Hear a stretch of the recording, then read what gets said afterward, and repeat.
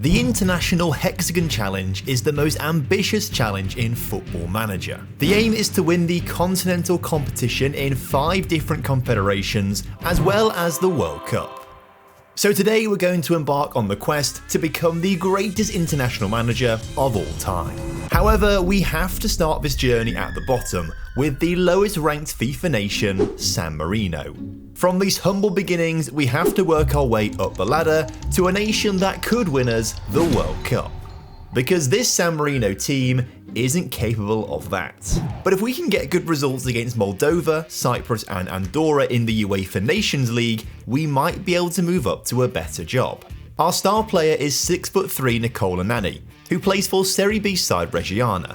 If he scores goals, we will win games. Our second best player is the right back Filippo Fabri, who plays for Serie D side Olbia. The idea is we get the ball to Fabri, who is encouraged to dribble up the pitch and put in a floated cross onto Nani's head to score some goals. So I picked my first 23-man squad and prepared for our first 2 games. We start our journey in Cyprus, and we were on the back foot from the very first minutes. Our keeper Colombo made some big saves to keep the scores level, and then had an even bigger job when we gave up a penalty 9 minutes into the match. But Colombo dived the wrong way, and Cyprus take the lead. However, this San Marino team didn't lose hope.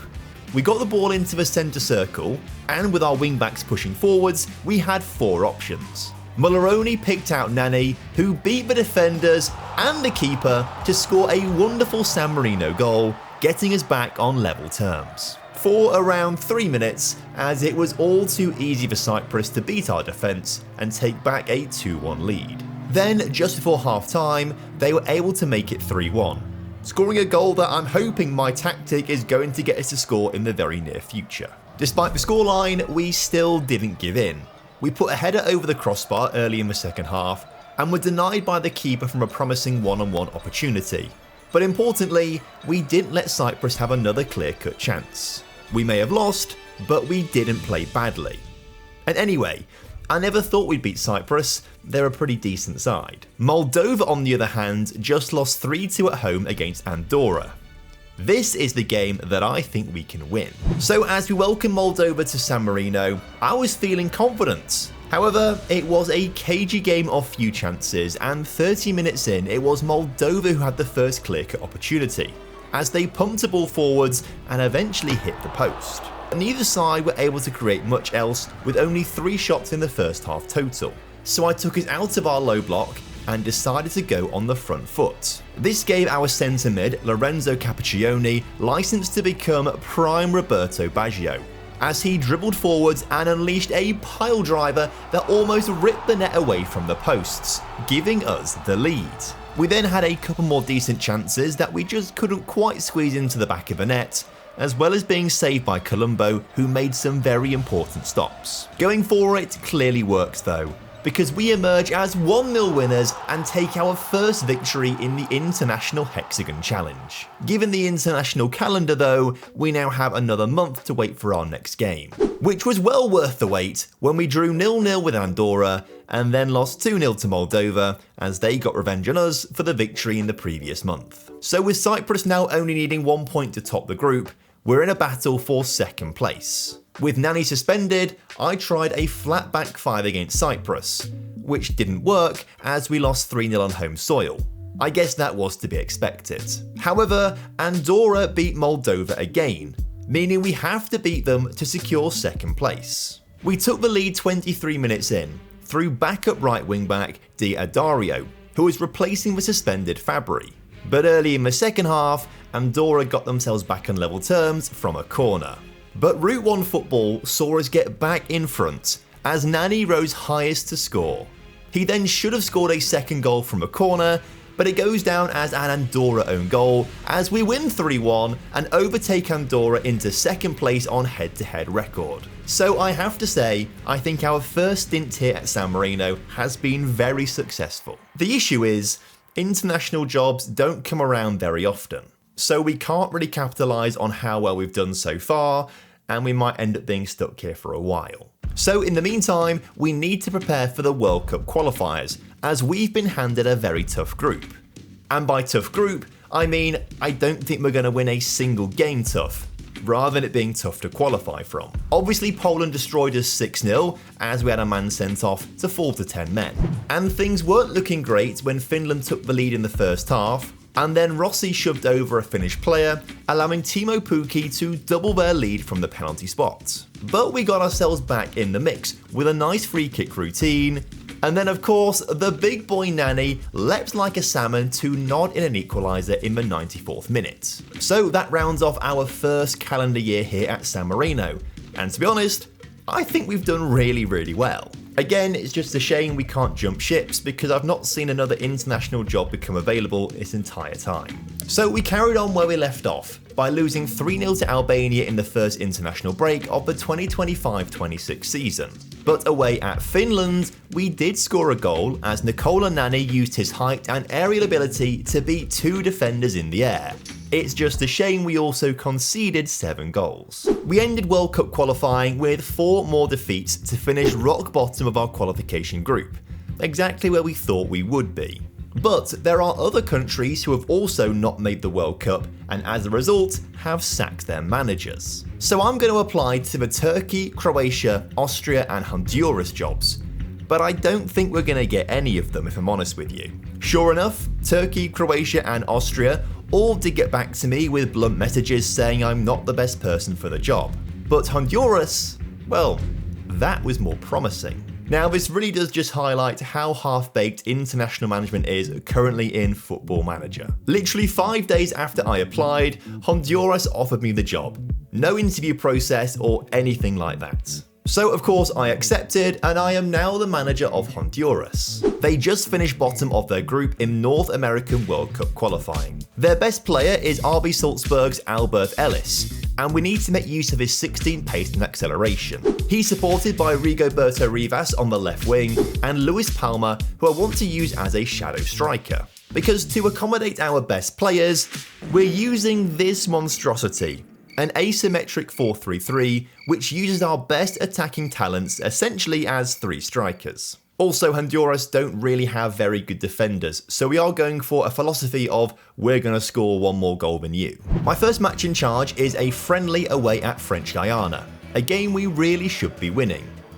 And sure enough, left-back Franklin Flores gave us the lead 20 minutes in when he was left unmarked on the edge of the penalty area. Albert Ellis then made it 2-0 when we tapped in a close-range effort, but our shaky defence was exposed when we conceded a goal an hour into the game.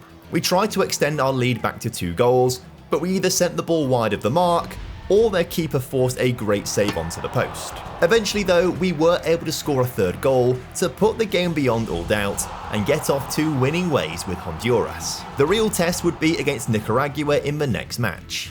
Right winger Chirinos was brought down in the penalty area, allowing Luis Palma to score from the spot.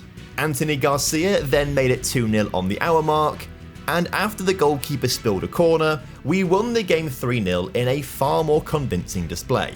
But these wins don't really matter, they're just friendlies.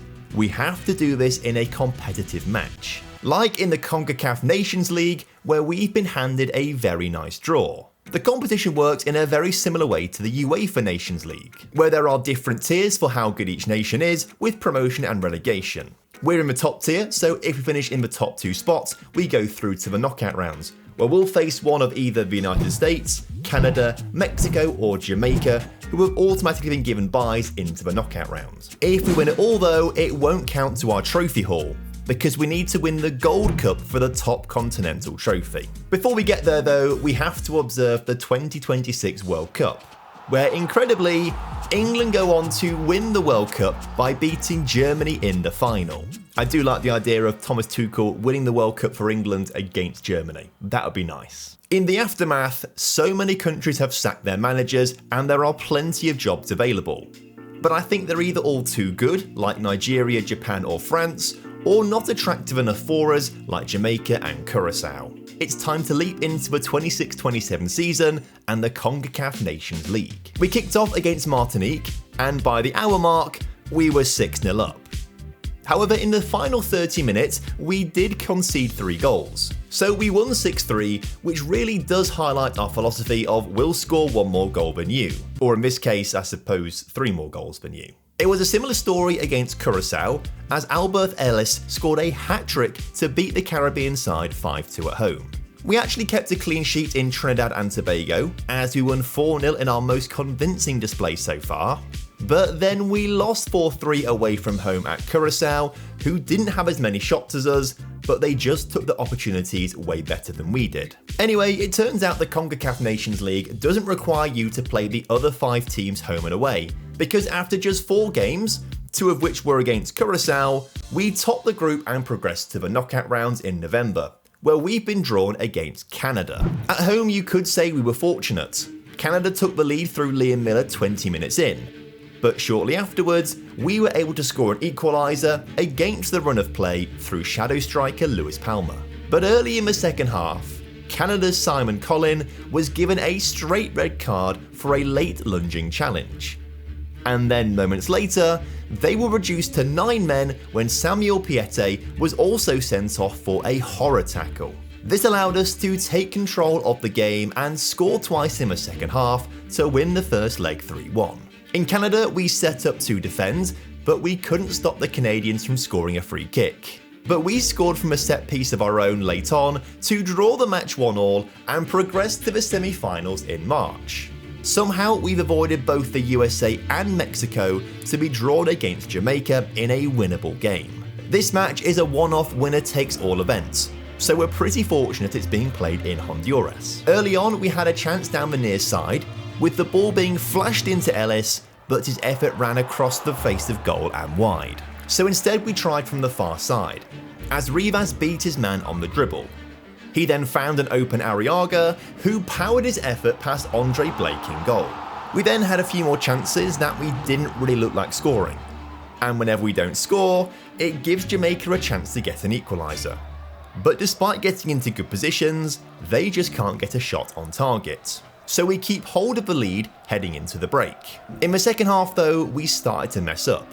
A poor pass through midfield allowed Jamaica to get on the attack with Max Aarons, who was only denied by a super save and the woodwork. Then Leon Bailey's free kick was so close to finding the top corner, but eventually, the ball did find the back of the net. Dejed Spence got away from his marker on the near side, sent across to the far post where Leon Bailey's looping header just dribbled over the line with the help of the post. So we have to try and take the game to extra time, and our goalkeeper Lopez denied Leon Bailey of what would have been a certain winner in the 88th minute with a great save.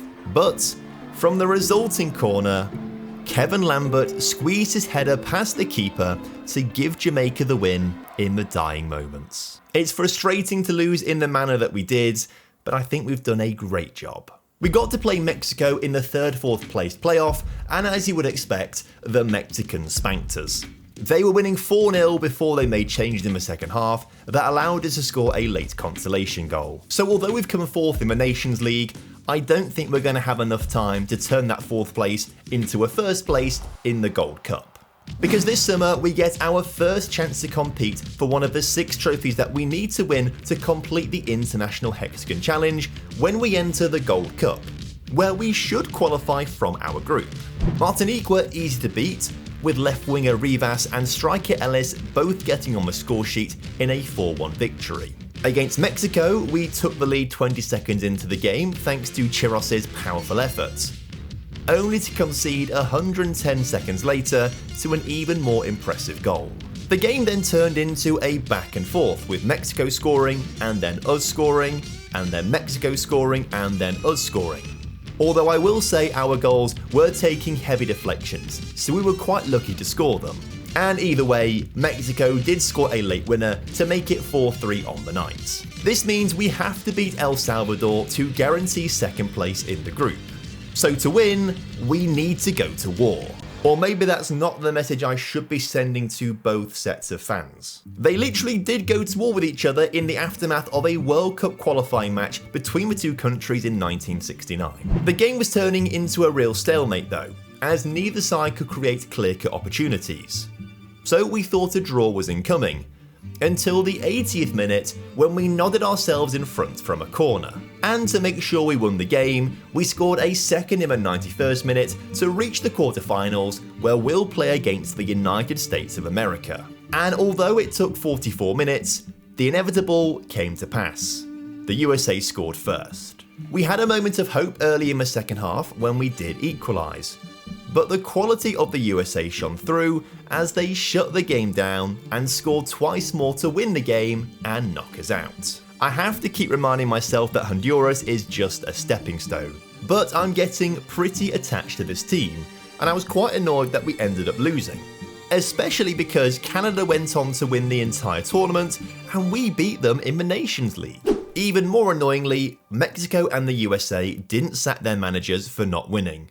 And I don't think Costa Rica, Jamaica or Panama represent a step up or a greater shot of winning the Gold Cup. So our next chance to move countries is in 6 months' time after the Africa Cup of Nations. As we move into the 27-28 season, we're once again in the Nations League. We played out a 1-1 draw away at Costa Rica, with the goals being scored 78 seconds apart from each other early in the second half. Albert Ellis scored again in a 3-0 win over El Salvador, and then again against Martinique as we just escaped with a 1-0 victory. Ellis scored a brace against Costa Rica to take his tally to 5 goals in 4 Nations League games to see us once again reach the quarterfinals of the competition. Again, it looks like we're on the opposite side of the draw to the USA and Mexico, which I'm now thinking is a perk for if you top your group in the group stage. But we know Jamaica will be hard to beat. So when we won 1-0 at home thanks to Arriaga's goal, we knew we had to capitalise on the opportunity.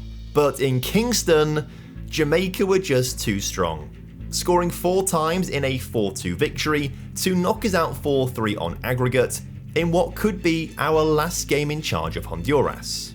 It's the last international break before the Africa Cup of Nations, and if some big teams get knocked out early, I want to capitalise by trying to get the new job there. Now, Mali went on to win the tournament, and big names like Cameroon and Morocco lost in the second round. As a result, both these jobs, along with South Africa and Ivory Coast, are available. Any 4 of those could be good enough to win AFCON. But seeing how we couldn't delay accepting or rejecting the Honduras job, I'm going to slowly apply for them in preference order, starting with Morocco, who said no to me. Next on my list of preference is Ivory Coast, and they came back and said yes, they want me as their manager. It turns out our exploits in Honduras, like beating Canada in the Nations League, were noticed by the Ivory Coast FA. They made me the manager and subscribed to the channel, just like you all should do right now. We're actually now in a job where we could conceivably win a continental competition. In fact, they made the semi-finals of the most recent AFCON. Datro Fofana, Amad Diallo, Simon Adingra, Brandon Soppy, Ousmane Diomande and Wilfred Singo all make the first team, with Karim Kanate, Abakar Sylla and Tanguy Nianzou are all on the bench. This is a seriously good team of players in their prime. Our first match is a friendly away from home against Montenegro, and within the first 2 minutes of the game, we were causing them some issues. But I failed to realise how big the Montenegro backline was, as they repelled all of our crosses, meaning we had to shoot from distance instead, and missed the target. We had plenty of chances, but Montenegro's compact backline kept us from getting too close, meaning we head into the break goalless. And it was a similar story in the second half, as we just couldn't find the back of the net. But finally, Hamad Traore's corner found the noggin of Ibrahim Sangare, who gave us the lead and the victory.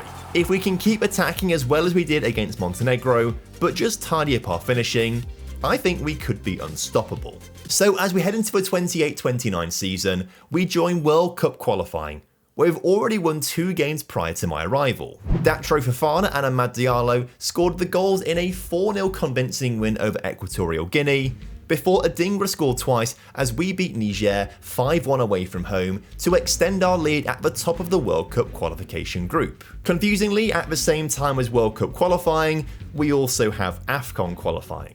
So across the September and November international breaks, we play AFCON qualifiers. Then it's back to the World Cup in March. We finish off AFCON qualifying in June, before we play 4 more World Cup qualifiers in September and October. So if all goes to plan, we'll play AFCON in January 2030 and then take part in the World Cup later on in summer. Back to the present, and we kicked off AFCON qualification with a 4-1 win over Zambia, as 18-year-old regen Frank Karamoko scored his third national team goal in his third appearance. Datro Fofana, who is still trapped at Chelsea, scored twice in another 4-1 win, this time over Uganda. So far, so good. We then broke the AFCON qualifying record for the biggest ever win as we beat Central African Republic 10-1 away from home, with Ibrahim Sangare scoring 5 of the goals, or 27.7% of his total international goal tally. A slightly tamer 6-0 was the scoreline as we beat Uganda at home, with Datro Fofana scoring a brace. Then, ahead of the March World Cup qualifiers, I convinced a 29-year-old Steven Sessegnon to declare for Ivory Coast. His brother Ryan, on the other hand, declined. So I rewarded Steven by starting him against Somalia, mostly to ensure he doesn't switch back to England. He didn't score or get an assist, but young centre mid Frank Karamoko scored a brace as we beat the Somalis 5-0 in Mogadishu, before centre-back Mohamed Diamande scored a hat-trick as we beat Cape Verde. Surprisingly, none of his goals were direct from a corner, but instead, actually really quite incredible. Then heading into our final AFCON qualification games in June 2029, we just beat Zambia 2-0 with goals from Datro Fofana and Ibrahim Sangare, once again from a corner where he's been dominating. Then we beat Central African Republic as Adingra scored himself a hat-trick, meaning we top our group, winning every single game along the way.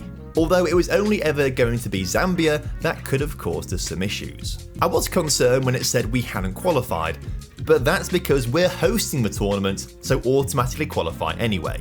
We then won our final 4 World Cup qualifiers to ensure we top the group and make it straight to the 2030 World Cup. In game, it's being held in Turkey rather than in Saudi Arabia, where it's going to be in real life. But this is where things get exciting, because in 6 months' time, we could be both AFCON and World Cup winners, or we could get knocked out AFCON early and get sacked. The AFCON group isn't easy, as we've been drawn against Tunisia, South Africa and Liberia. If we can beat Tunisia on the opening night, it should pave a way through the knockouts. It was Tunisia who had the early momentum in the match, only being denied a goal by the post. Moments later though, at the other end of the pitch, Karim Konate used his acceleration to get ahead of his marker and slot the ball into the back of the net. Frank Karamoko was then left totally unmarked by the Tunisian defence, and he punished them, waltzing into the area and scoring a wonderful goal.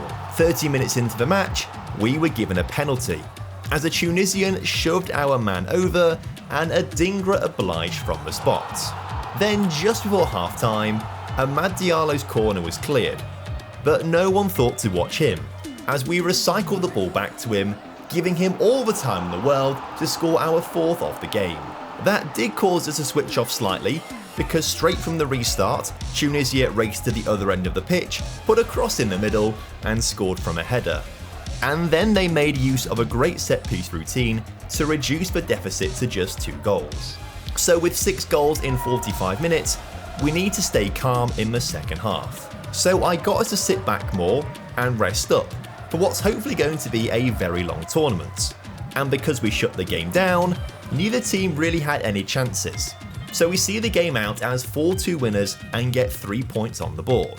The South Africa game was also looking easy, as we raced into a 3-0 lead. So once again, I told the boys to sit back and relax to conserve energy.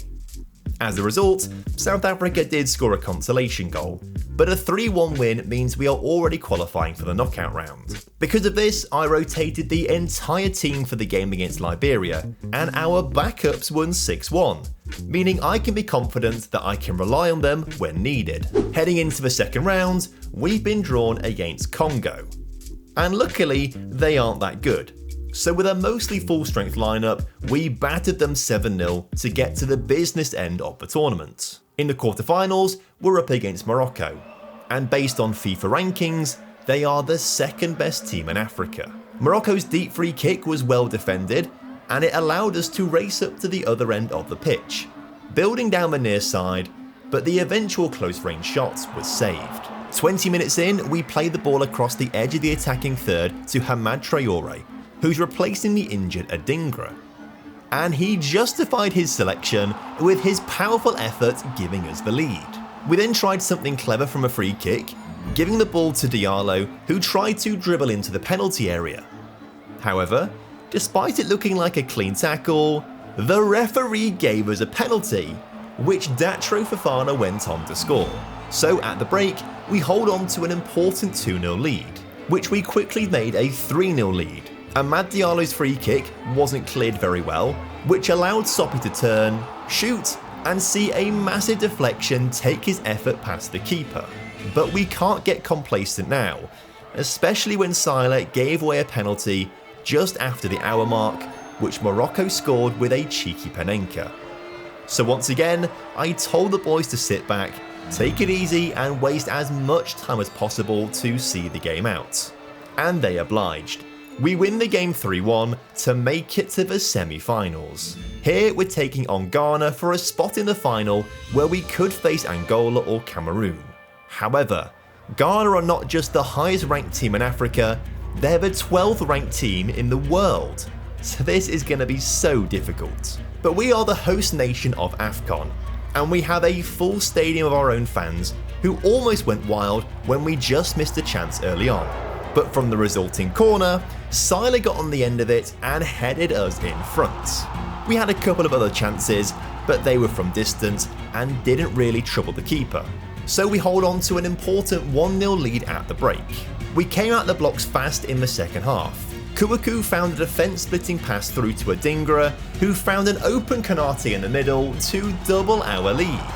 But again, we found ourselves getting complacent, as we gave the ball away in midfield and allowed Ghana to exploit us, with Mohamed Kudus scoring a screamer to reduce the deficit. And with just a 1-goal lead, rather than sit back, I wanted to trust the process, and I was rewarded when we scored from a free kick.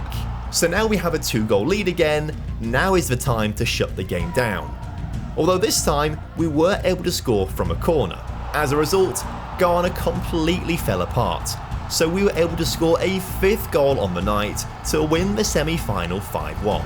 We're now 90 minutes away from potentially winning the first piece of silverware in the International Hexagon Challenge. All we have to do is beat 5-time champions Cameroon. And we have to do it without Datro Fofana, who's been ruled out after an early injury in the semi-final. So we're starting Karim Konate, and we've seen him score plenty of goals. So can he do it again? Well, if he could, he was taking his time, as we didn't get a single highlight in the match until the 40th minute, as the ball was eventually threaded through to Konate, but his shot was tame and straight at the keeper. So at half-time, despite being the team on top, the score is 0-0. So I thrashed my arms and told the boys I wasn't happy, which fired them up. We worked the ball down the near side of the pitch and then across to the far side, getting the ball into the middle of the penalty area where challengers were flying in. But somehow the ball fell to Ahmed Kouakou, who blasted his shot into the back of the net. Straight from the kickoff, we won the ball back from Cameroon and tried to go on the offensive. We got the ball to the feet of Amad Diallo, who was threatening to put in a cross. Dibango went in for a challenge, and the ref said he fouled Amad, awarding us a penalty. So up steps Adingra, but Onana made the save. With the clock ticking down, a 1-goal lead felt too risky to shut up shop. So I kept us in attack mode. But in the 89th minute, Cameroon were building. However, they gave the ball away and we had a chance to counter. Racing forwards, but our eventual shot could only find the post.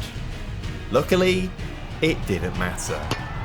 Time ran out for Cameroon and the referee blew his whistle. We lift the Africa Cup of Nations to claim the first trophy we need to complete the International Hexagon Challenge. And with the World Cup coming up, maybe we could add a second trophy to our cabinet. As AFCON champions, we're placed in Pot 1, so we avoid all of these international heavyweights in the group stage. Pot 2 has a real mix of teams. If we could get Ireland, that would be a dream. But instead we've been given Uruguay, who will be tough to beat. From Pot 3 I'm hoping we get Canada or Iran.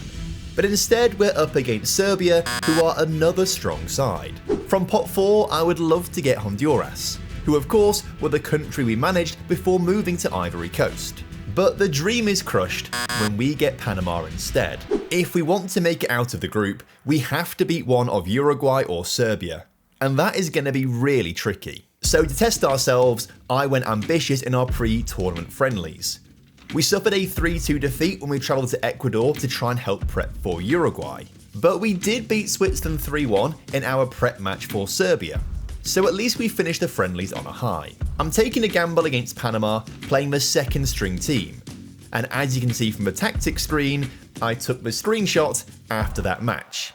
Because Drisa Kamara was given a straight red card early in the game. Luckily for us, our 10-man second string team were good enough to win.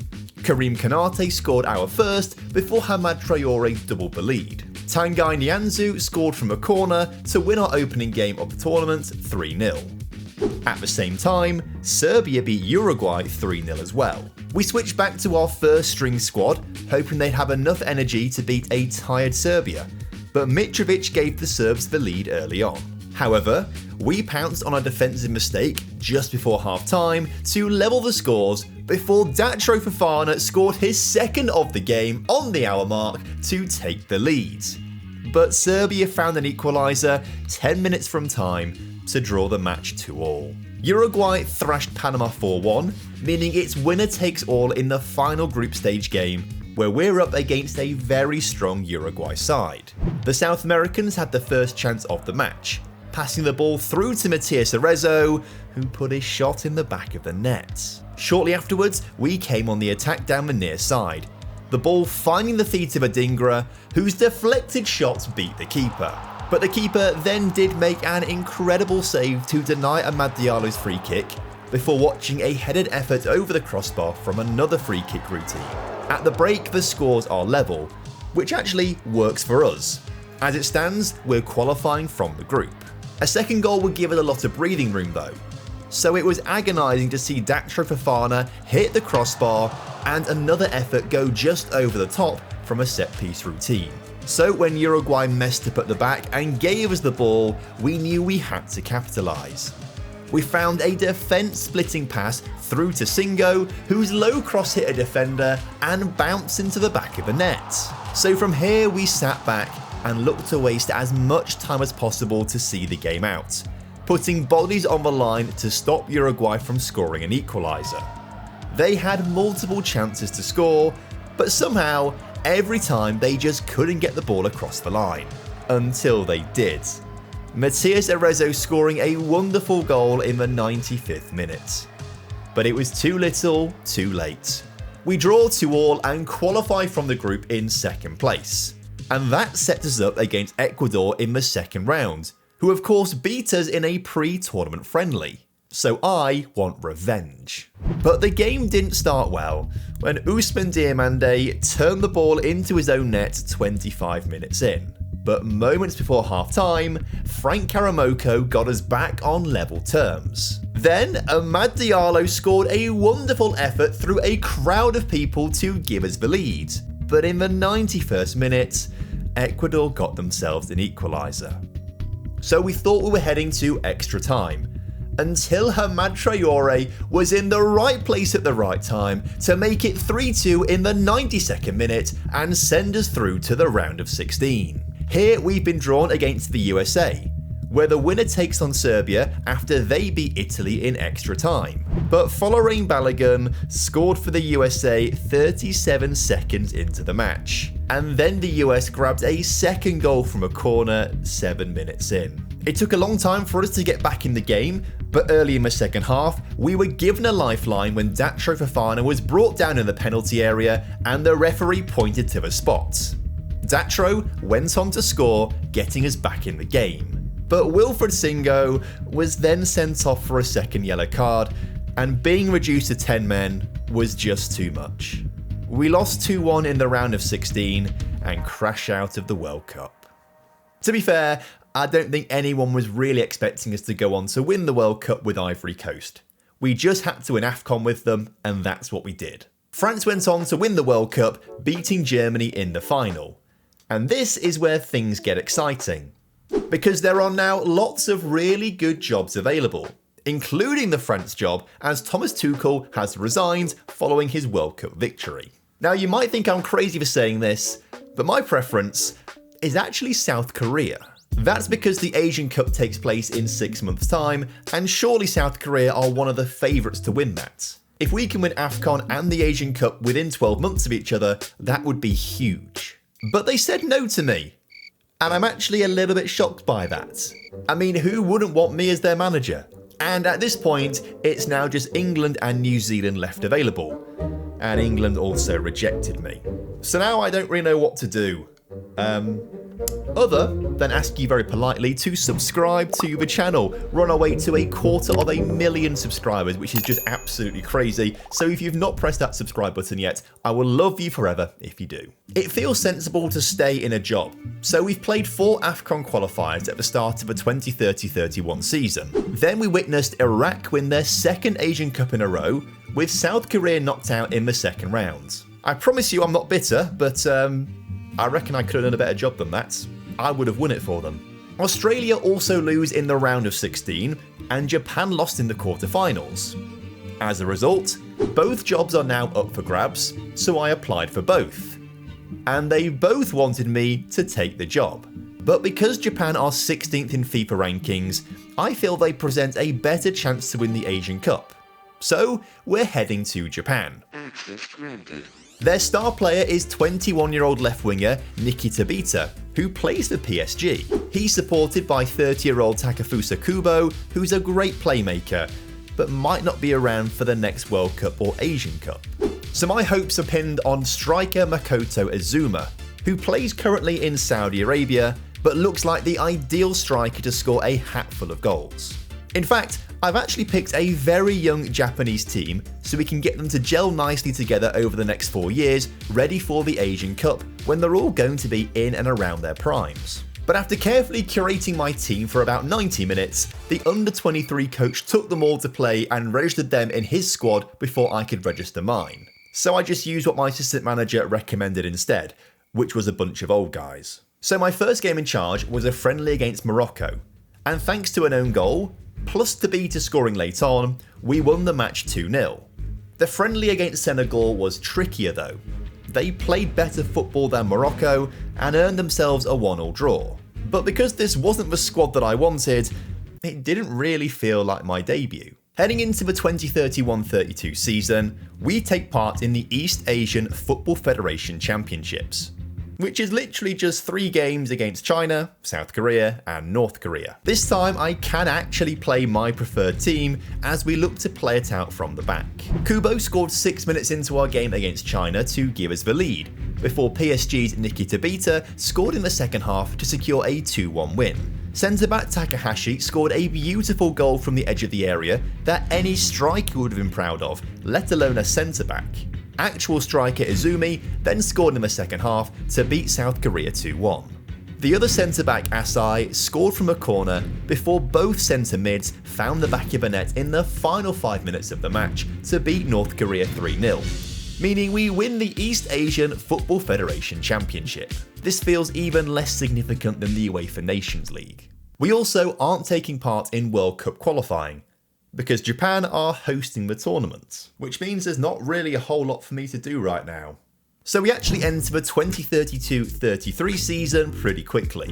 In October we took on Malaysia and won the game 13-3, which would make more sense as a rugby score than a football scoreline. But we were brought back down to earth when we lost 2-0 away at Mexico. Heading into March, we played Sri Lanka in the Asian Cup qualifying, and as you would expect, we battered them 8-1 to get our qualifying campaign underway. But then we were humbled by Luxembourg as the tiny European nation beat us 2-0.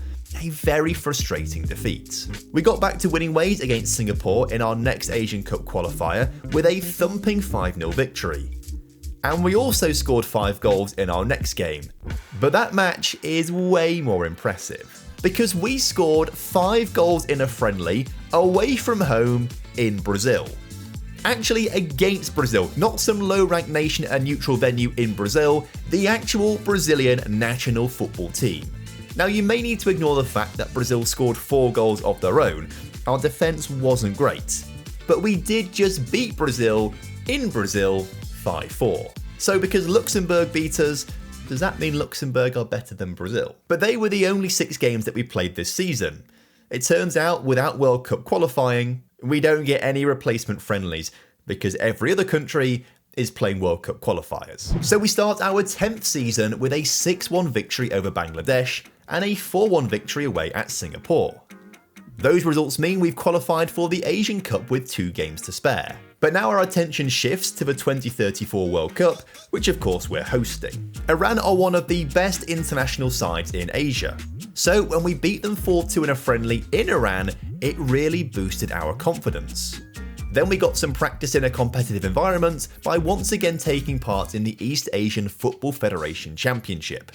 We beat North Korea 4-1, China 4-1, and then South Korea 3-0 to technically lift our second trophy in charge of Japan. So I think we're entering the World Cup and Asian Cup year in pretty good shape. Just forget about the losses to Mexico and Luxembourg, please. Don't think about those. But we are ranked 17th in the world, which also makes us the highest ranked nation in Asia, so it's not impossible for us to win both the World Cup and Asian Cup.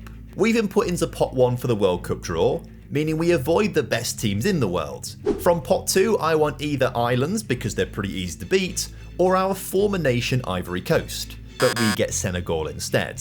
From the teams that we can get in pot 3, I think Canada would be the easiest for us to beat, but we get the perennial dark horses, Turkey. And in pot 4, I'd quite like to avoid Greece or Paraguay. So obviously, we get given Paraguay. I think it could have been worse, but we do have a big job on our hands if we want to make it out of the group. We opened the tournament against Paraguay, and we defended an early free kick from a South Americans well and got on the counter, as we outnumbered the defenders and played a pass through to the open Arai, who somehow put his shot over the crossbar. And that was literally the only highlight of the first half. Unless it's Brazil, we do struggle against teams from South and North America. Early in the second half, we put Paraguay under pressure as we passed the ball around patiently, waiting for an opening, which came down the near side. A slightly wayward cross eventually found its way to right back Oda, who couldn't keep his shot down. Instead, Paraguay held onto the ball well and played a pass over the top of our defence, giving their striker a one-on-one opportunity, which he buried. But we were given a lifeline when Julio Enciso was sent off for a second yellow card. Instantly we went on the attack, but Tabita couldn't get his shot in the back of the net. But our pressure finally paid off. Yoshioka had so much space to pick out a low cross, which ricocheted off a Paraguayan defender and into the back of the net. With 10 minutes to go, we really turned the screw, coming forward with pace down the far side. Substitute Sakamoto found the other substitute Ito, whose cross was met by Azumi, who gave us the lead. Now it was time to shut up shop and see the game out as 2-1 winners. That was a real let-off. 8 minutes in against Senegal and centre-back Asai was shoved over, meaning we were given a penalty. Izumi scored it, and that opened the floodgates for us. We scored our second just before half-time, before extending further from a corner early in the second half.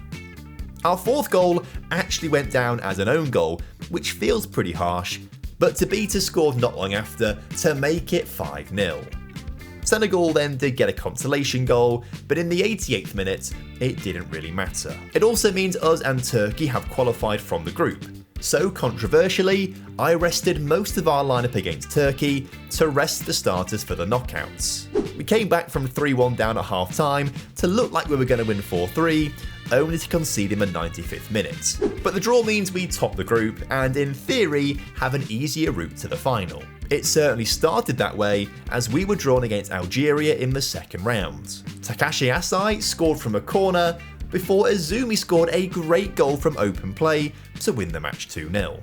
But our prize is a game against 5th in the world Spain, which seems like an impossible challenge, especially with 2 starters suspended for picking up multiple yellow cards. But because we didn't see a highlight until the 39th minute, I assume that means we're playing pretty well.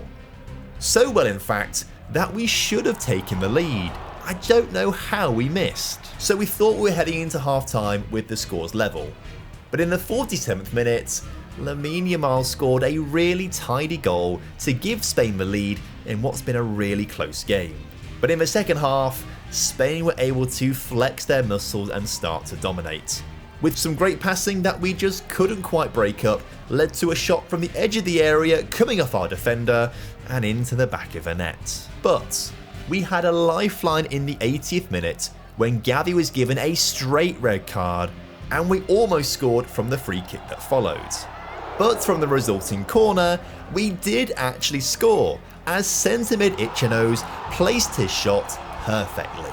So we switched our tactics slightly to try and play some expansive football to stretch the 10 men of Spain. And it worked.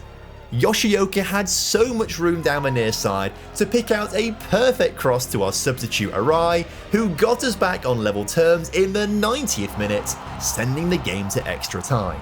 This was our chance to take control, but Spain sat back well and nullified us. And in the 111th minute, Spain had a rare chance to come forwards. Jose knocked the ball down to Fermin, who scored from point blank range. But we always play our best when we're on the back foot.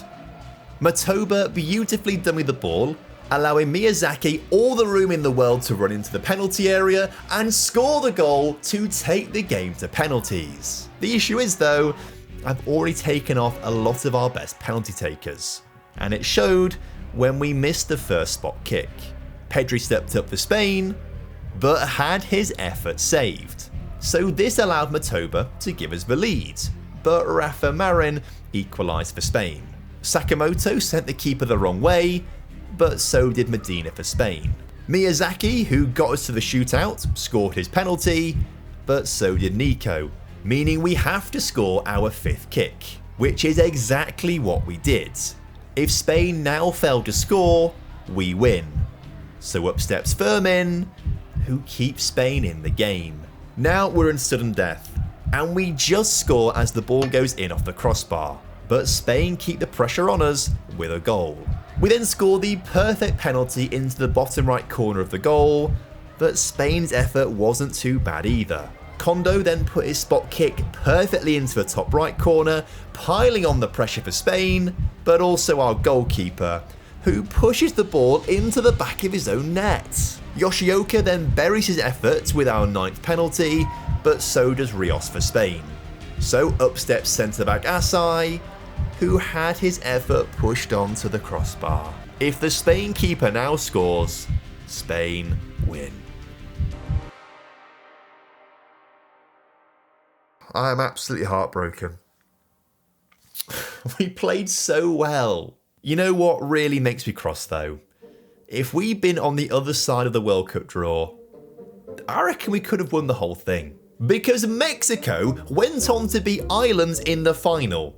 Genuinely, what in the Football Manager is this? Plus, most of Ireland's starting lineup are all real players who are still clinging on to life in their early 30s. I am genuinely baffled by this. But we need to regain focus and switch our attention to the Asian Cup, which is taking place in 6 months' time. We've been handed a very kind group of Uzbekistan, Kuwait, and the United Arab Emirates. If we can win the Asian Cup, that's the 2nd trophy won in our quest to complete the International Hexagon Challenge. So we open our account with an 8-0 thrashing of Kuwait, which lulled us into a false sense of security.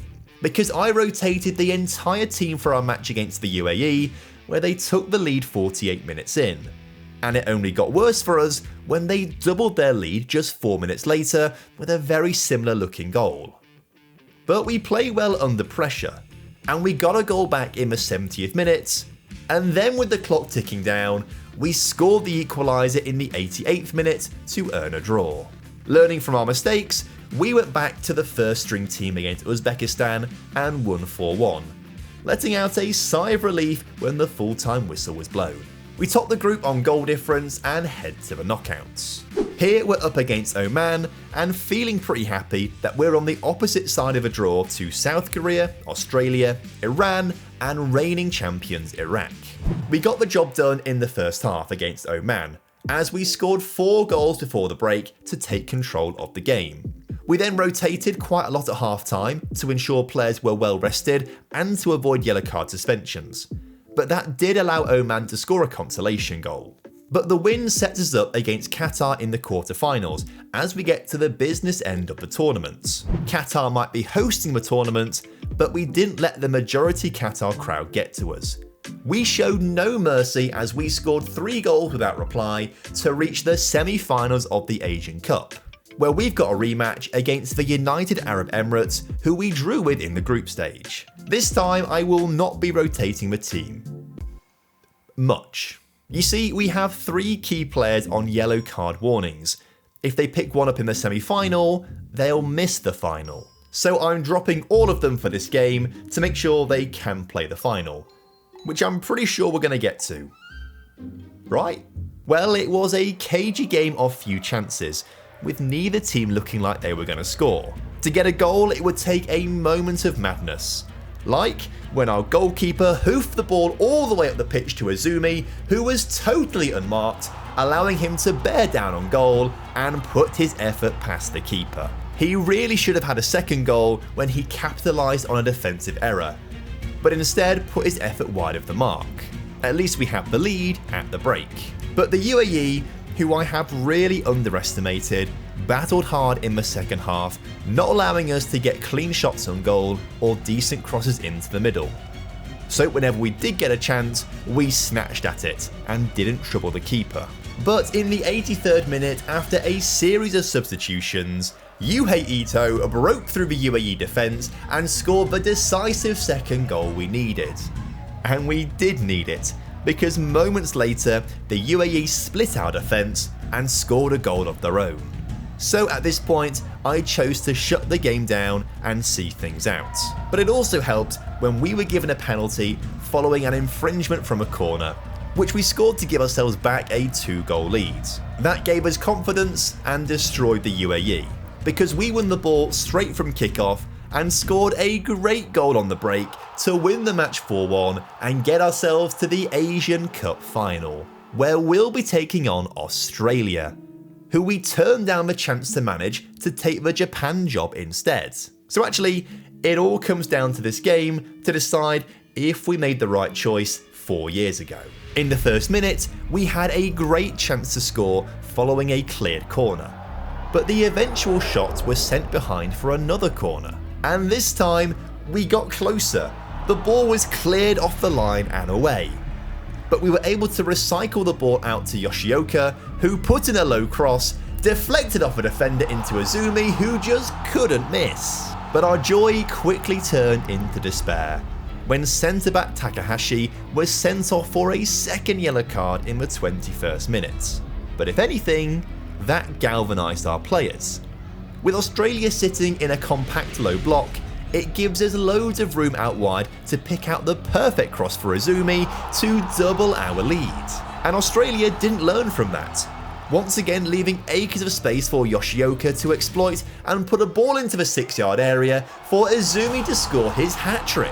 As a result, Australia began to take more risks to get back into the game, allowing us to steal the ball off them and punish them on the counter, making it 4-0 at half-time with just 10 men on the pitch. The second half was much of the same. We had plenty of chances to attack and came close to scoring more goals. Azumi denied his 4th by the crossbar. Eventually though, we did get a 5th. Ito was allowed way too much space to find Tabita, who got a yard of space away from his marker and got a shot off into the back of the net. Australia were able to get themselves a consolation goal from a free kick and then a second from a corner in the 90th minute, but by that point, the game was a foregone conclusion. We lift the Asian Cup trophy above our heads and claim the second trophy en route to the International Hexagon Challenge. But we still have 4 more left to win. So, where do we go next? Currently, the only jobs available are in Asia, so I'm not interested in them. So we waited 6 months for the Gold Cup to finish, but neither Mexico or the USA sacked their manager as they both reached the final.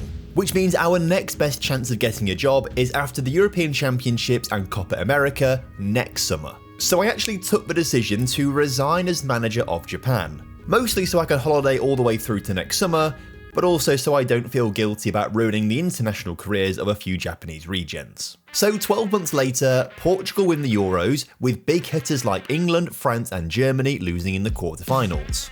Colombia won Copa America, where incredibly, Brazil didn't even make the knockouts, as they finished behind Chile and Venezuela in their group. But both the USA and Mexico were taking part in Copa America, and neither of them did very well. So both of these jobs are available, as well as France, Germany, Portugal and Brazil.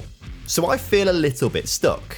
The USA and Mexico jobs don't come around very often, and they're the only two countries that really we're going to win the Gold Cup with. And actually, Mexico are the reigning World Cup champions, so that's actually a very decent shout. But the European teams that I mentioned, and Brazil, are maybe our best chance of winning the World Cup in 2 years' time. So I applied for all 6 nations that I mentioned, and got offers from all 6 of them, and then some more. So I have a really tough decision to make.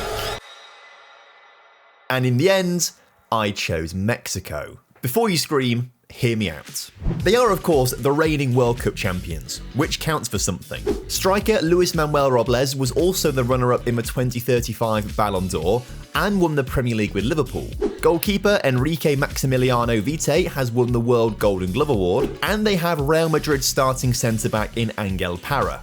I'm starting to see how they won the World Cup 2 years ago now. Plus the Gold Cup that we need to win is hosted every 2 years. So we could win it next summer, and then have a go at the World Cup, and then after that, leave for a job in Europe or South America. Unless of course I totally bottle it. Our first game is against our former team Honduras in the Nations League in November 2036. It turns out Mexico don't have any good left-sided attackers, so we're running a 4-4-2 diamond, where we pass the ball through the middle of the pitch quickly. And it clearly works, because 18 minutes in, we scored our first goal. Although the deflection means it goes down as an own goal. So officially, the first Mexican to score for me is Real Madrid centre-back Angel Parra. But Liverpool striker Luis Manuel Robles was also keen to show me what he could do, as he scored twice in the second half to make it 4-0. The evening was rounded off by young striker Nesta Esvedo to win the first leg 5-0. Robles then scored a hat-trick in the second leg to send us through to the semi-finals, which will be played in March. Here we have a real test, as we're up against the United States of America, and we're without our first choice keeper due to injury. They're a good defensive side who wouldn't let us get a decent shot away on goal. We came agonisingly close 36 minutes in, but somehow we couldn't score after the keeper appeared to lose control of the ball. And even when we got really lucky thanks to defenders running into each other, we still couldn't get the ball in the back of the net. Naturally though, we score the hardest opportunity we get, as centre mid Mario Martinez scored a beautiful goal into the top corner to give us the lead at half time. But 5 minutes into the second half, we left the USA striker totally unmarked in the 6-yard area, allowing him to score a tap-in. Gabriel Slaninia was forced to make a really good save, denying us an equaliser, and then once again from a corner to keep the scores level. At the other end of the pitch, we shoved over Lara, and the referee pointed to the spot, where the USA took the lead of the game and won the match, knocking us out of the Nations League. What did I say earlier about bottling things? It might be coming true. Luckily, this isn't the Gold Cup. That's going to happen in 6 months' time, and we need to rapidly improve if we want to win it. And we might improve if we call up the 2 young strikers who were named in the top 10 of the Next Gen Awards. Osvaldo Martinez still plays in Mexico, and his lack of physical ability might be the reason for that. Silviano Rodriguez is a lot faster, and as a result, is now playing for PSG. So they've been called up to be backups for the Gold Cup squad, where I've also tweaked our formation, so we hopefully don't have a repeat of the USA debacle. We're in Group D, where we should comfortably win all 3 games. Honduras was the trickiest game for us.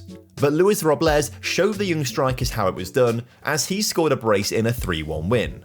We then coasted past Barbados, winning 9-0, which earned us a spot in the quarterfinals. So I handed debuts to both Martinez and Rodriguez.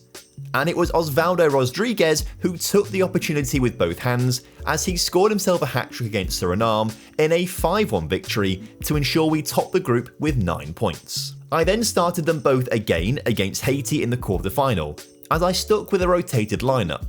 But it kind of backfired as Haiti scored first. We only managed to equalise in the 82nd minute through centre mid Angel Nieto, and we only took the lead because Haiti's defender shoved over Rodriguez in the 90th minute, giving us a penalty, which we scored. We then did get another in the 92nd minute to make the scoreline look a little less embarrassing. So we need to be way better if we want to beat Costa Rica to reach the final. And with a full strength lineup, we were so much better. Second striker Luis Sendez scored twice either side of half time to give us a comfortable lead. Costa Rica did score 70 minutes into the match to make things a little bit nervy, but we scored a third 5 minutes later to see the game out and reach the final, where we had the chance to get revenge on the United States of America. We started strong, sending some early warning shots from distance. To score, we're going to need to get closer. So when fullback Vazquez put in a low cross, Sendez skillfully flipped the ball into the path of Sergio Ordaz, who scored from point-blank range. But we've been here before, leading against the United States at half-time, and last time we went on to lose. So when 90 seconds into the second half, Parra scored from a corner, I started to believe that things might be different this time. Although the USA tried hard to change that, only being denied a goal by the woodwork. Neither of our strikers were doing much, so on come Martinez and Rodriguez. Straight away we had a corner which was cleared to the edge of the area, where Martinez hit it and scored. Although this is a different Martinez, not Osvaldo. But Osvaldo did have a huge part to play, switching the ball to the far side of the pitch, allowing us to penetrate into the penalty area and score our 4th goal of the evening. Then both young strikers played their part again. We countered following a US free kick, where Osvaldo gets the ball to Rodriguez, who holds on to it well, letting the rest of the team catch up, and then passing it nicely to ensure we can shoot and score goal number 5. Frustratingly, we can't quite keep a clean sheet as the USA scored with 7 minutes to go, but at this point, we didn't care. We win the Gold Cup, and I feel totally justified in taking the Mexico job as we lift trophy number 3, meaning we're halfway through the International Hexagon Challenge. Our attention now shifts to the World Cup. We need to beat Trinidad and Tobago, Haiti and Curacao to get ourselves on the plane to South Africa. And as you would expect, we went on to win every single game in this group, comfortably qualifying for the World Cup, with finally Silviano Rodriguez scoring his first international goal. Although the Mexican media think he should be dropped because PSG aren't a big enough club. I rate the Mexican media. But the media's big question is, will everyone watching right now subscribe to the channel? It's not actually their question. The real question is, can we go back to back in the World Cup? But a subscribe would be really nice, so would much appreciate it. Thank you. As reigning champions, we're in pot 1. And from pot 2, I'd quite like Australia, seeing as they were very easy to beat in the Asian Cup final. But instead we get a tough draw against Morocco. If we can avoid Serbia, Ukraine and South Korea in pot 3, I'll be happy. And we do, as we're given Thailand. But we can only draw a European team from pot 4, and we've been given Austria. This is a tough group. There is no guarantee we're going to make it through.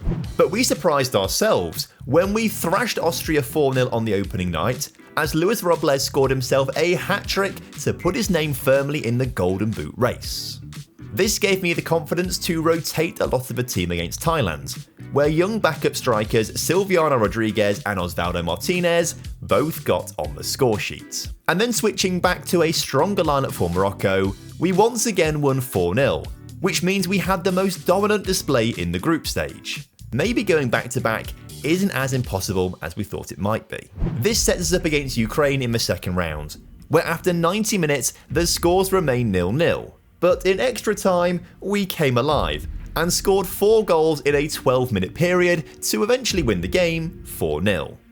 This sends us to the business end of the tournament and sets us up against Switzerland. We took the lead 72 minutes into the game through Luis Sendes, but 5 minutes later, the Swiss were able to level things up and take us to extra time. Sendes then scored again to give us the lead, but in the 117th minute, we gave away a soft foul which earned the Swiss a penalty that they went on to score, taking the game to a penalty shootout. The Swiss scored their first, but so did we. Both sides then went on to score their second spot kicks as well. But then Vite saved the third Swiss penalty, but so did Fosto for our third kick. Luckily for us, Vite made another save, and this time we scored, piling on the pressure for Berisha, who also had his penalty saved, meaning we progressed to the quarterfinals. If we can beat the Dutch, we could be set to play our former nation Japan in the semis. We were certainly doing our bit when we raced into a 3-0 lead within the first 30 minutes of the match, as both Robles and Parra got on the score sheet. The Dutch did pull one back just before half time, and then made things nervy when they scored 56 minutes in. But we got ourselves back a 2-goal cushion when Robles scored 10 minutes from time. The Dutch scored a third goal in the 92nd minute, but it was too little too late. We make it to the World Cup semi-finals, where we are going to face our old friends in Japan. Somehow we have to keep Nicky Tabita quiet, but with 8 goals and an 8.68 average rating, he looks unstoppable. So we told our right back Calderon to specifically mark Tabita for the entire match. We had the first chance of the game from a corner, but Japan cleared it. The ball was worked back to Robles, whose shot hit the post, keeping the scores level. Japan were having more joy with balls over the top, as they put one through to Tabita, who'd got away from Calderon, but luckily had his effort saved by Vite. Then in the 46th minute, we had a corner, and Parra powered a header home to give us the lead. Incredibly, 4 minutes into the second half, he did it again, putting us closer to the final. We nullified Japan and Tabita for the rest of the second half, forcing them to shoot from distance. So we end up as 2-0 winners and head to the World Cup final, where we're taking on Spain, who still have Lamine Yamal, Gavi and Marc Bernal playing in their first team. But what transpired was one of the most anticlimactic games I have ever watched in Football Manager. It was looking like we'd seen no highlights in the first half at all, until we literally got to injury time and came alive. Following a free kick, Sendes was only denied the opening goal by the post. Then from another free kick, centre-back Elizalde hit the post again. So we go into the break with the scores level. The second half was going the exact same way, so we had to change something. Off come the strikers for youngsters Osvaldo Martinez and Silviano Rodriguez, who didn't have an impact. Instead, it was Spain who were on the attack, and we were lucky that their shot from distance deflected wide off the post. With the scores level in the 87th minute, I thought the game was going to penalties. But we tried to pass the ball forwards, only for Spain to intercept the pass and race forwards themselves on the counter, overloading the middle of the pitch and scoring the goal that gives them the lead. So we threw everything we had forwards, working the ball out to this near side, threading a pass into Osvaldo Martinez, who could only find the crossbar. We came so close, yet we're so far from winning the World Cup. If we'd just been more clinical and not hit the post 3 times, it could have been a totally different story. This also means we need to leave Mexico in search for a new job in Europe or South America to focus on those continental competitions. Argentina, England, France, Germany, Italy and Portugal are all available. So I applied for all of them, but only 4 of the European nations wanted me. France make the most sense as they're ranked 3rd in the world, but Portugal are the reigning European champions. Italy also have one of the best strikers I've ever seen in Football Manager, and he would be fun to manage. But I couldn't turn down the chance to win England their first European Championships and 2nd World Cup. Football is about to come home. England's star man is Cherubin Kabongo, a midfield maestro at the start of his prime.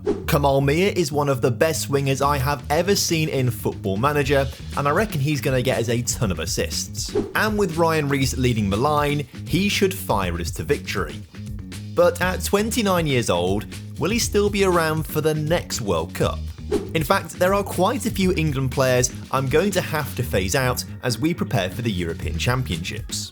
We kick off life at England in the UEFA Nations League.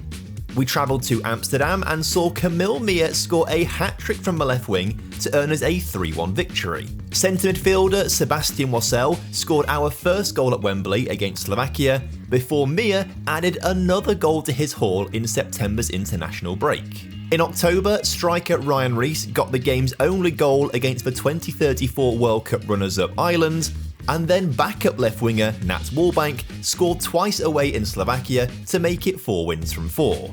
In November, we welcomed the Dutch to London and scored twice either side of half-time to look like we were cruising to a 5th victory. However, the Dutch scored twice around the hour mark to ensure we didn't pick up another win and instead draw the match. Not that it mattered though. Ryan Rees scored twice against Ireland, although both goals were in the 90th minute of the game, to ensure we round off the Nations League group stage in style, topping it by 6 points, which means we go through to the semi-finals in summer. Before we get there though, we have European Championship qualifying to get started with. Based on the world rankings, Sweden are just behind us, ranked 14th in the world, but the other games should be a walk in the park. So in the March break, we saw right winger Tim Penfold and striker Ryan Rees both score braces in a 4-0 home victory against Romania. Rees then scored again away in Poland as we earned ourselves a 3-1 victory for the perfect start to the qualifying. And now as we head into summer, we have the Nations League knockout games. The semi-final against Denmark was a wonderfully routine match as we limited the Danes to just 3 shots all game and scored 2 goals ourselves to earn a great victory. Normally I'm not bothered by the UEFA Nations League, but this time I am. Because we're up against Spain, who knocked us out of the 2034 World Cup with Japan and beat us in the 2038 World Cup with Mexico. And just 4 minutes in, we opened the scoring from a low near post corner. Around 30 minutes in, Spain played dangerously at the back, giving the ball away cheaply, but we couldn't quite make it count. However, the clearance was poor, allowing Bayliss to break into the area and feed Ryan Rees to give us a second. And Spain didn't learn from their mistakes. 7 minutes later, they were once again complacent in possession. Mir won the ball and then powerfully finished to make it 3. At half-time, Spain have only managed 1 shot, whereas we have been clinical. But there were 0 highlights in the second half as neither side did much, meaning we win the game and the Nations League, which is so insignificant there isn't even a trophy lift cutscene. Either way, it's been an almost perfect first 12 months in charge of England. Our focus for the 2039-40 season is qualifying for the Euros, and in September we do a professional job of beating closest rivals in the group Sweden 4-0 at Wembley. Then I gave a debut to striker Edward Bennett, who repaid my faith in him by scoring twice as we beat Belarus 3-0 away from home. However, in October we almost lost to Romania. They took the lead 3 minutes in, but we equalised 4 minutes later. Romania then took back the lead minutes before half-time, and if it wasn't for Ryan Rees's heroic header in the 90th minute, we would have lost the match. Thankfully, we got back on track with a 4-0 thrashing of Poland as backup right winger Mark Grayson scored twice in the first half, causing me a few selection headaches. But our first loss of my tenure might cause me more selection headaches, as we need to do better than we did in a 2-0 defeat away in Sweden. Luckily, we did end up beating Belarus 2-0 in our final qualification game, which means we topped the group by 3 points ahead of Sweden, who after beating us, drew with Romania. So now we have our first shot at the European Championships, which we desperately need to win to complete the International Hexagon Challenge. Luckily, we've been given an easy group. Norway are the highest ranked opposition, but they're only 44th in FIFA rankings. These 3 matches were an absolute breeze, as we cruised past Austria by winning 4-0, did the exact same to Norway, the 4-0 win there saw us qualify from the group, and then we rotated the lineup to beat Bosnia 3-0 to ensure we finished top of the group with maximum points, and making ourselves in the process one of the favourites to win the entire thing. This gives us a nice gentle second round draw against Romania, although the game was anything but. We won a penalty 13 minutes in when Ryan Rees was brought down from behind, but Tim Penfold had his effort saved. Not to worry though, Sean Rutherford gave us the lead 10 minutes later, but we just couldn't find a second goal. So Romania punished us by scoring late on from a corner to take the game to extra time, where finally we scored the goal to win the match. Our prize is a quarter-final game with Switzerland.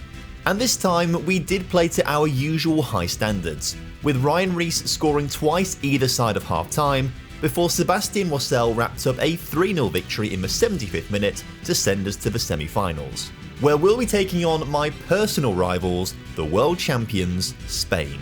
But we are without our superstar Cherubin Kabongo, who misses the game through suspension. We beat Spain in the Nations League, but can we do it again where it really matters? Well, much like the Nations League game, not much was happening, as the two sides nullified each other. But on the half-hour mark, we found space down the near side, as right-back White put a ball across to Mia, who tapped it in from 2 yards out. Spain tried to respond quickly and advance with pace down the far side, but left-back Dalawal could keep up with them nicely. Instead, they cut the ball back, chipped it over our defence, and levelled the scores 4 minutes later. But just 2 minutes later on, we had a chance, only to see the ball come back off the post. But we didn't give up, keeping the pressure on Spain and eventually allowing Sebastian Moiselle to shoot from distance and score, giving us a 2-1 lead heading into the break. Just over an hour into the match, I was taking off Tim Penfold and Ryan Rees, who hadn't been playing great. But before the changes could take place, both of them were directly involved in a move that saw us grab our third goal. Despite that, they both still came off. Spain didn't then have a response, and so we reached the final of the European Championships and we're one win away from trophy number 4. Incredibly, we're up against Bosnia and Herzegovina, who we beat 3-0 with a rotated lineup in the group stage. This time, we won't be rotating. It's important we get off to a quick start, so we were pushing for an early goal. Moiselle's shot was blocked, but it fell to Penfold, who gave us the lead 57 seconds into the match.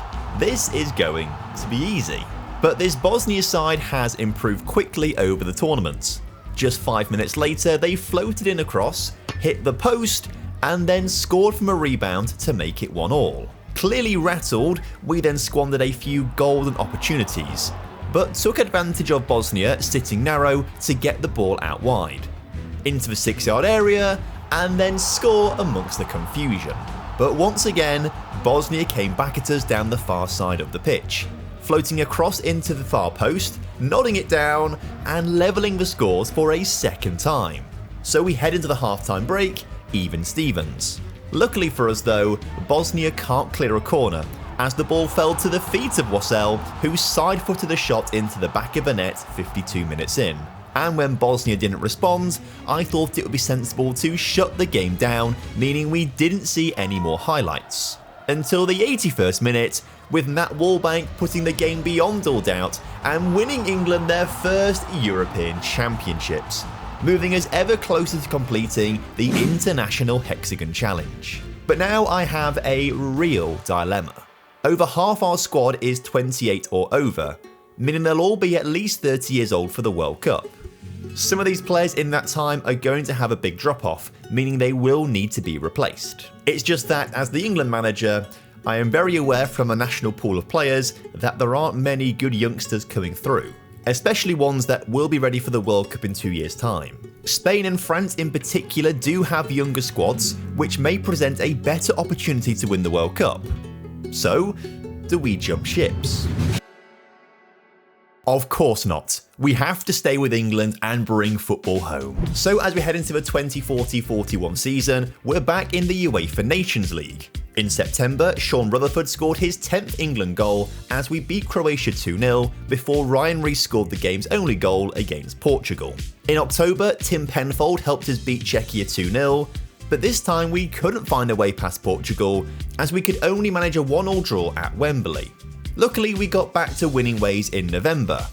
Left-back Ricky Dalawal scored his first England goal at age 32 in a 4-0 victory over Croatia, before right-back Graham White scored his first England goal in a 3-0 win over Czechia. This sends us to the semi-finals of the Nations League next summer. Before then, we have to start qualifying for the World Cup.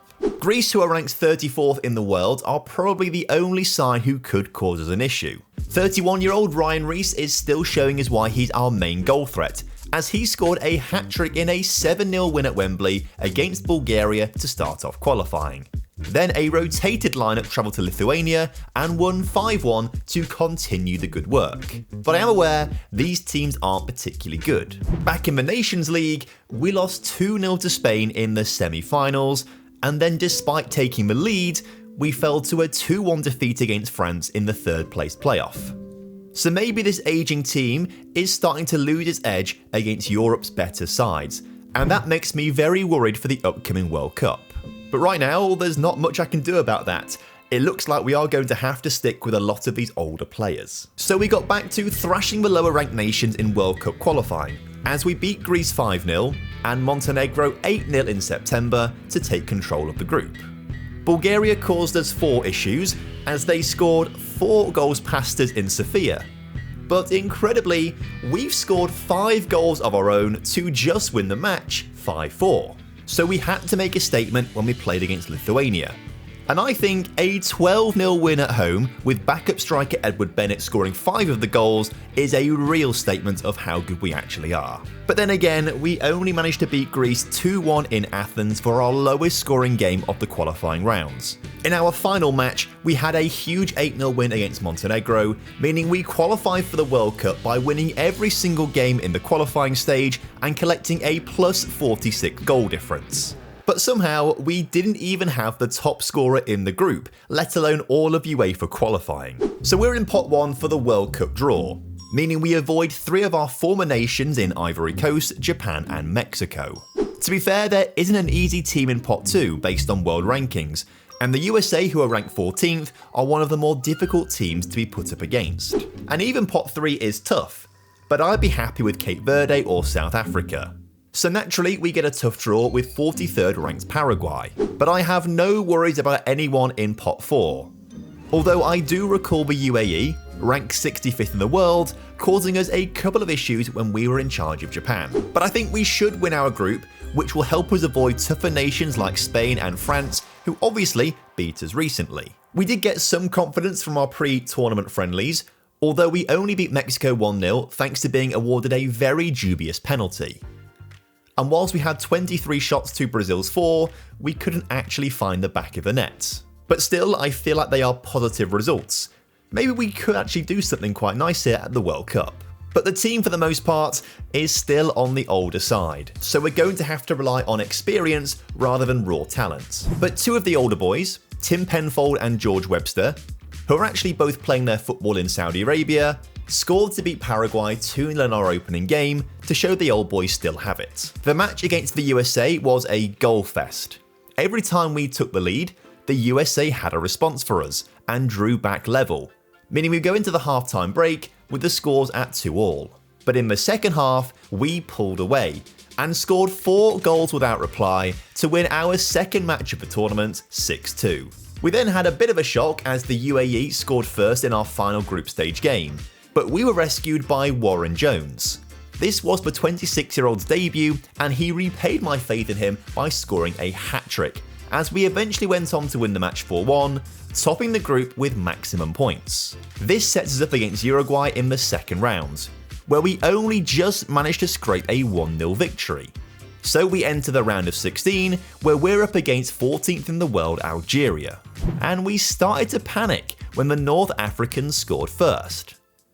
But we rallied ourselves and fought back, equalising from a set piece, taking the lead from a set piece, and then extending it further from another set piece. We added a 4th goal from open play in the second half to win the game and reach the quarterfinals, where we probably have the most difficult game as we're up against France. Remember, I had the chance to apply for the France job, and I decided not to go for it because I wanted to stay with England, even though I do think France have a slightly better squad than us. They've already beaten us in the UEFA Nations League, and if they beat us again today, it shows it was the wrong choice to make.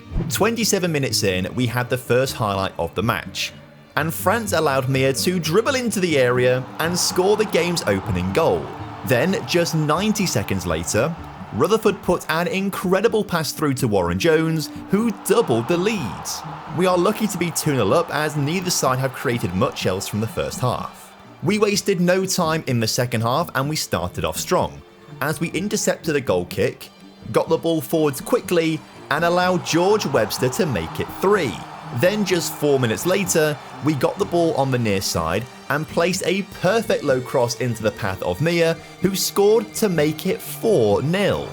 But straight from the kickoff, France got on the front foot, sprinting down the far side of the pitch and threading across through to Lawrence, who got one back for France. We then got our 4-goal lead back from a corner in the 75th minute, whilst France pulled back another one late on. But it was too little too late. We make the semi-finals in style. And now we have a really easy game against Ukraine. But despite 24 shots in the match, this was the only highlight we had in our favour across 120 minutes. Ukraine had some better chances that they just missed, meaning that no one could score, so the game was going to penalties. We scored first, but so did Ukraine with a Panenka. Rutherford sent the keeper the wrong way, but Ukraine also found a way to score. Kabongo's powerful effort found the net, but so did Ukraine's perfect penalty. Savin then made a save for Wassell's penalty, but so did our keeper for Ukraine's fourth. Ryan Rees then gave us the lead, but Ukraine equalised again, taking the shootout to extra time, where we failed to score. So if Ukraine find the back of the net, we're out.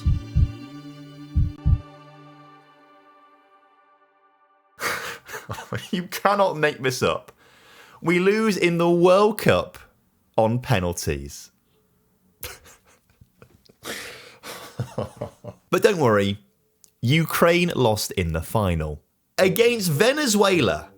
I'm sorry, but this save file has thrown up some insane World Cup finals. First Mexico versus Ireland, and now Venezuela versus Ukraine. I'm trying to become a manager of top nations in the world, hopefully giving me the best chance to win a World Cup.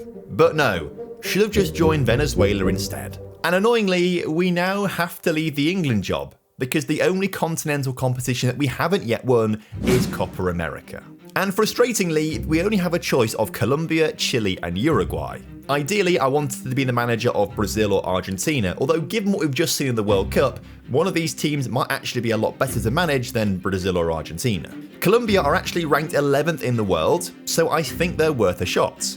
And it only took them a few hours to decide that I was the one for them. So whilst I'm not the boss of Brazil or Argentina or even Venezuela, I reckon we could work some magic with Colombia. I mean, as we've just seen, way stranger things have happened in this save file. But now I'm the Colombia boss as we try to win Copa America.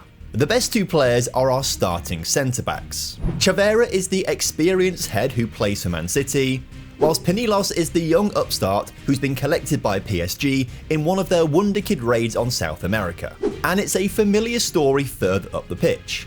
Real Madrid's Mario Parra is in the twilight of his career at 32 years old. Soon he'll be replaced by 17-year-old Esteban Starter, who still plays in Colombia. But like in Mexico, we don't have many good wide players. But we do have a million amazing Mazalas. So I'm going to try and play a diamond. This tactic was actually sent to me by my new editor, although he isn't editing this video, so there's no way for him to defend himself if it all goes wrong. It also turns out every South American team qualifies for Copa America, so there aren't any qualifiers to play. Instead, we had a few friendlies, and my first game in charge was going to plan, as we took a 2-goal lead against Tunisia.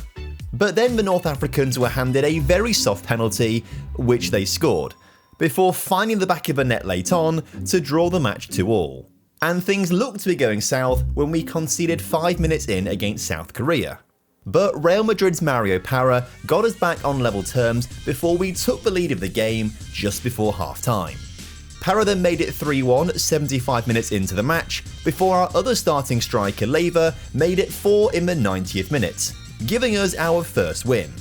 But then we had a huge test against the world champions Venezuela. But they certainly didn't play like world champions, as we thrashed them 3-0, scoring all 3 goals within the first 17 minutes of the game. So maybe we could go on to win the World Cup with Colombia. To make up for no Copa America qualifying, we have a very long World Cup qualifying process. Over the next 2 years, we play each of the other 9 South American nations twice, and if we finish in the top 6, we qualify for the 2046 World Cup. So we start the 2043-44 season with an away day to Bolivia and a debut goal for Esteban Starter, before Mario Parra scored twice either side of half-time to ensure we pick up a 3-0 win to kick off qualifying. Then we only just beat Paraguay 1-0 thanks to Leiva's goal in the 18th minute. We then collected a huge scalp as we beat Brazil 2-0 away from home. Although it is worth noting, we are ahead of Brazil in world rankings, and as it stands, only 8 of their 23-man squad is under the age of 30. We were then brought back down to earth when we could only draw at home against Peru, who scored their equaliser in the 89th minute. We then had to rely on 2 penalties in order to beat Chile away from home. But when we came up against world champions Venezuela, they showed us why they are the world champions, going toe-to-toe for us all game, eventually scoring in the 97th minute to draw the match 2-2. Despite the frustrating draws, we do actually sit on top of World Cup qualifying. But with those draws and only beating Chile because of penalties, I do have a few concerns about our ability to win with Colombia. Especially because our star striker Mario Parra is retiring moments before the Copa America tournament starts. So I convinced Alejandro Lopez to declare for Colombia over the United States to make sure we had someone to replace him with. We've been drawn in Group C for Copa America, and we should be able to get through this pretty comfortably. But things didn't get off to a good start when Peru took the lead in our opening game. Luckily for us, we caught them on the counter, allowing Lopez and Sarta to combine to score. Then with time running out, Tiu Saba was fouled on the edge of the area, but the referee pointed to the spot. Tiu Saba scored to win the game for us in the 92nd minute. Not saying it wasn't a penalty, but I think it was very brave of the referee not to go to VAR on that one. 40 minutes into our match against Canada, we were awarded another dubious penalty. Not that I'll complain though, because we did score it to take the lead. But karma came back to bite us straight from kickoff, as Canada played the ball down the near side, and our left back decided to try and break the Canadian's legs. As a result, he was given a red card. Not long after that, Canada's first goal arrived, and then they got a second 66 minutes in. But despite everything, Carlos Quiñones scored late on to ensure we picked up a really important point. The game against Bolivia, thankfully, was way more straightforward. The team finally played well, as we scored 5 goals to ensure top spot in the group and make it through to the quarterfinals of the competition. We're up against the USA as our route to the final has been mapped out. But that's only if we can get past the USA, who scored the game's opening goal 4 minutes in. But that was their only chance. We scored from a corner at the end of the first half and then grabbed a second goal late on to ensure we progress as 2-1 winners. But now we have the incredibly tricky task of beating Argentina, the hosts of the tournament. However, just 2 minutes in, and centre mid Mosquera quite literally ran rings around the Argentine defence, bamboozling the keeper as he gave us an early lead. But Argentina were trying to come back. On the half-hour mark, their keeper sent a long ball forward, eventually finding the feet of their striker, who couldn't strike the ball very well. But moments later, Argentina worked a free kick into the penalty area and amongst the confusion, got themselves an equaliser. Then they came agonisingly close to taking the lead just before half-time, but the shot went over the bar. So it's all level at the break after a dominant first half from Argentina. But the Argentines were sitting in a low block in the second half, giving our fullbacks a lot of space out wide, allowing Nunez to pick out a cross to Carlos Quiñones, who gave us back the lead of the game. But Argentina kept coming. Luckily for us, they couldn't keep their shots down. And it also helped when their keeper couldn't make a simple save, pushing the ball into the back of his own net and giving us a 3-1 victory sending us through to the final of Copa America, knocking out the hosts.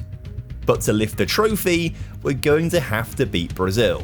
Doing it in World Cup qualifying is one thing, but the Copa America final is quite another. And the players were feeling the nerves, as early on we made a mistake, giving the ball away with a poor pass. This allowed Brazil to push into the penalty area, get a shot off, and force our keeper to tip it onto the post, which was a huge let-off. But we didn't learn.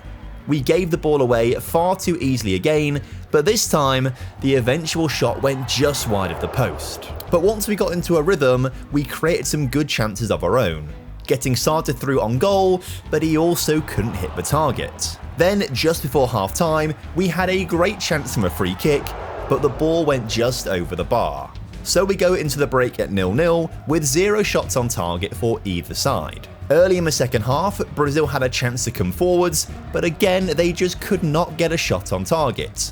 So I was starting to feel like whoever could just have an accurate shot on goal would end up winning the game 1-0. But when a shot on target did happen, our keeper Galano made an incredible save to deny Brazil. With 5 minutes to go, we crossed the free kick into the far post, where the keeper made a goal line save to deny us the lead. So we're going to extra time, where there wasn't a single highlight for either side, meaning this game is going to be settled on penalties. And these Colombians on the pitch are not good at penalties. Brazil step up first, and Galano makes the save. So instead, we take the lead through Carlos Quinones. Brazil are then able to score their second penalty, but so do we. Then, Galano made an incredible second save to give us a chance to take a 2-goal lead, which we do. And as a result, Brazil now have to score to stay in the game, which they do. But if Velasco scores, we win Copa America. We're crowned champions of South America, ticking off trophy number 5 and meaning all we have to do now is win the World Cup. But do we try and do it with Colombia?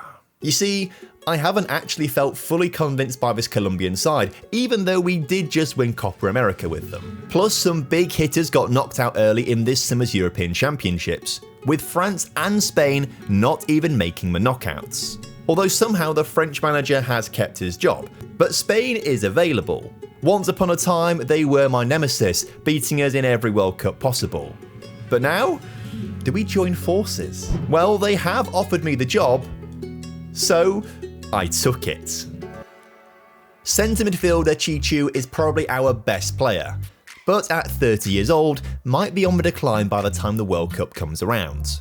In fact, the youngest player in my starting 11 is Aitor Alborz at 27 years old. This is an aging team, so we may need to look to the future with the likes of Juan, who is already an outstanding inside forward. The players we have though fit beautifully into the 4-3-3 that we've used in other places, so I have really high hopes for this team, which were immediately destroyed when Serbia took the lead against us in the UEFA Nations League. We levelled things up with a penalty, but then Serbia scored one of their own. Then we had a man sent off for a challenge from behind, but if anything, that helped us, because we scored 3 minutes later to make it 2-2. But in the dying moments of the game, Serbia found a way through our defence to win 3-2 in my first game in charge. We did manage to beat Denmark 1-0 to get our first win, before then doing twice as well against Ireland in a 2-0 victory.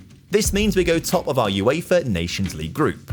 Then we felt really good about ourselves as we beat Denmark 4-0 away from home, and I thought the team were getting to grips with my tactical style. Oh, how I was wrong.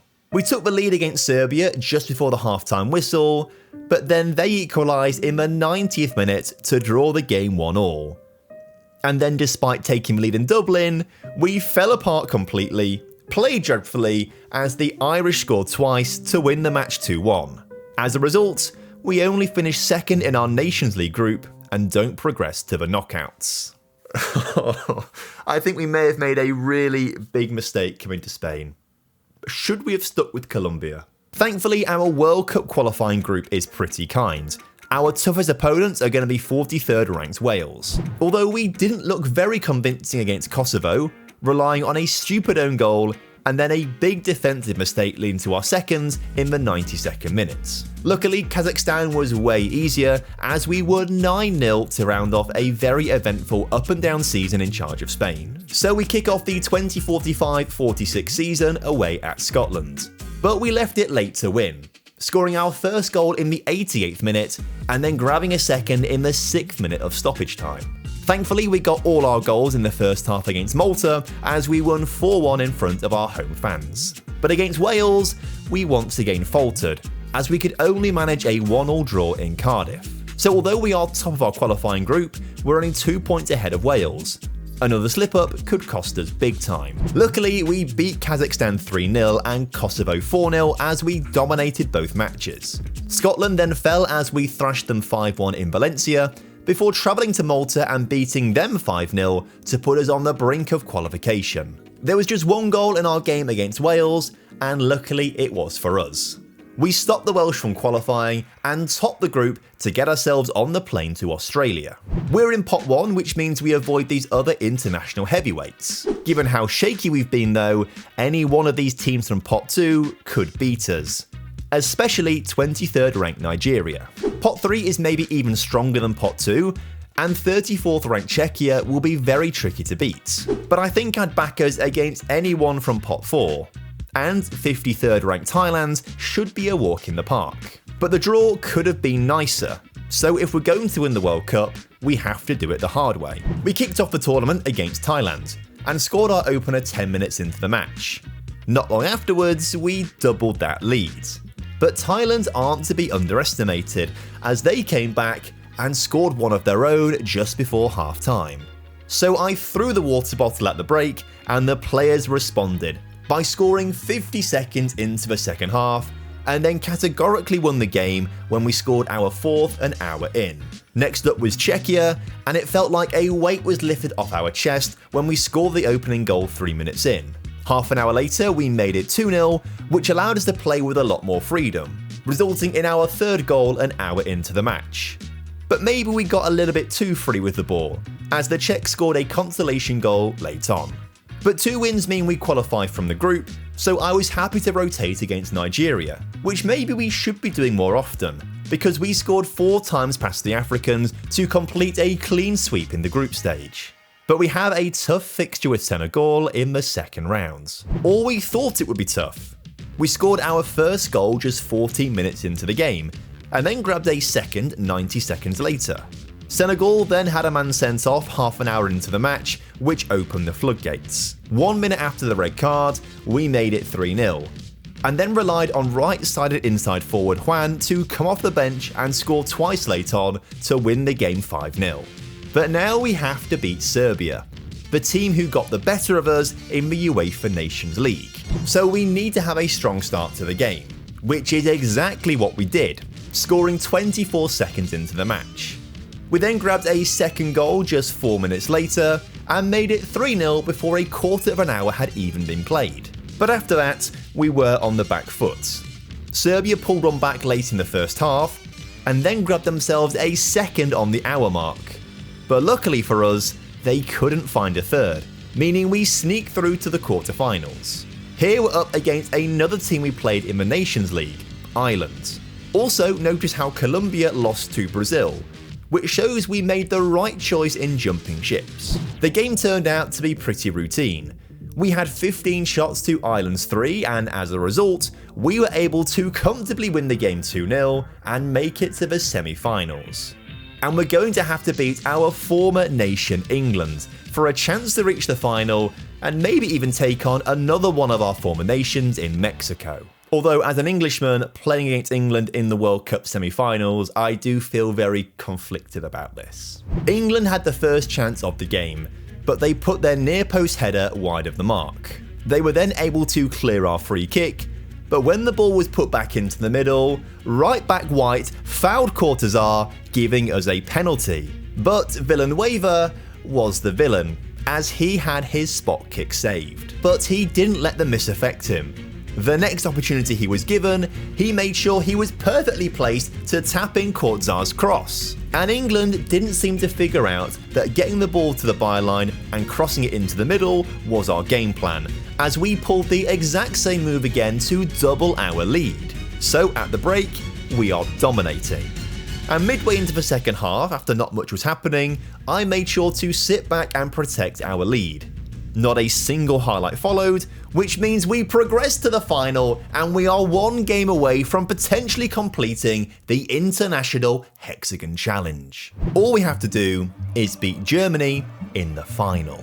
Early on, Germany were looking to build through the middle, but we won the ball off them and quickly got it to Villanueva, who rounded the keeper but was pushed wide and closed down. And that ended up being the only highlight of the first half, where we've been the better of the two sides. The players who started the game for us couldn't make anything happen in the second half either, so we had to make some changes, and I subbed off both our wingers for a fresh injection of pace.